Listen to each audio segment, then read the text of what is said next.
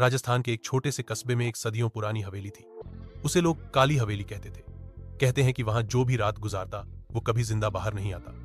हवेली के दरवाजे हमेशा बंद रहते, लेकिन रात को लोग अक्सर वहां से अजीब अजीब चीखें और घंटियों की आवाजें सुनते थे। शुरुआत कस्बे में रहने वाला एक लड़का था, अभिषेक। उसे बचपन से ही भूत प्रेतों की कहानियों में दिलचस्पी थी। लोग उसे अक्सर समझाते, बेटा काली हवेली से दूर रहना, वहां जो गया कभी लौटकर नहीं आया। लेकिन अभिषेक को विश्वास नहीं था। उसे लगा यह सब अंधविश्वास है। एक दिन उसने अपने दो दोस्तों रोहित और सागर से कहा, आज रात हम हवेली के अंदर चलेंगे, सच और झूठ का फैसला खुद कर लेंगे। दोनों दोस्त पहले तो डर गए, लेकिन आखिरकार वे भी तैयार हो गए। हवेली के अंदर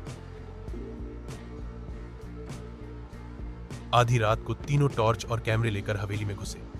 जैसे ही उन्होंने दरवाजा खोला, एक ठंडी हवा का झोंका आया।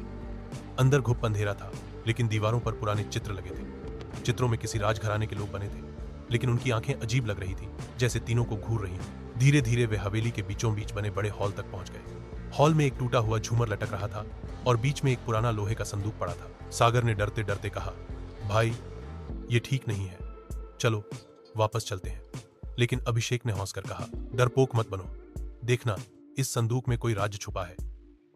जैसे ही उसने संदूक खोला, अंदर से एक सड़े हुए खून जैसी गंध फैली और तभी दीवारों पर टंगे चित्र एक एक करके गिरने लगे। आतंक की शुरुआत। अचानक हवेली के दरवाजे अपने आप बंद हो गए। टॉर्च की रोशनी बार बार बुझने लगी। फिर ऊपर से झूमर जोर से हिलने लगा। रोहित चिल्लाया, ये सब क्या हो रहा है? यहां कुछ है। तभी उन्हें पीछे से किसी औरत की कराहने की आवाज सुनाई दी। उन्होंने पलटकर देखा, एक औरत लंबा घूंघट डाले सफेद लहंगे में खड़ी थी। उसके पैर जमीन को छू भी नहीं रहे थे, वो हवा में तैर रही थी।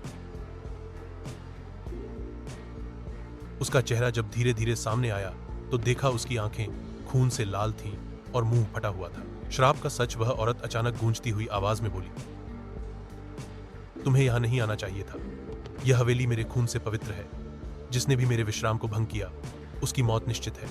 अभिषेक ने कांपते हुए पूछा, तुम कौन हो? औरत ने चीखते हुए कहा, मैं इस हवेली की रानी कुमुदनी हूं। मुझे मेरे ही पति ने धोखा देकर इसी हवेली में जिंदा दफना दिया था। जब तक मेरी आत्मा को शांति नहीं मिलेगी, जो भी यहां आएगा उसका वही हाल होगा जो मेरा हुआ। अंत। अचानक दरवाजे अपने आप खुल गए। रोहित और सागर तो किसी तरह भाग निकले, लेकिन अभिषेक का पैर संदूक में फंस गया। जब दोस्तों ने पीछे मुड़कर देखा तो रानी कुमुदिनी की आत्मा ने अभिषेक को पकड़ लिया और अंधेरे में खींच लिया। बाहर भागकर जब रोहित और सागर ने मदद लानी चाहिए, तब तक हवेली फिर से पहले जैसी खामोश हो गई। आज भी कस्बे के लोग कहते हैं, उस रात के बाद अभिषेक कभी नहीं दिखा। और जब हवेली के पास से गुजरते हो तो उसकी चीखें अब भी सुनाई देती हैं। क्या चाहोगे कि मैं इस कहानी को और सीरीज जैसा बनाऊं? मतलब हवेली में और नए रहस्य, नई आत्माएं और आगे की घटनाएं जोड़ूं।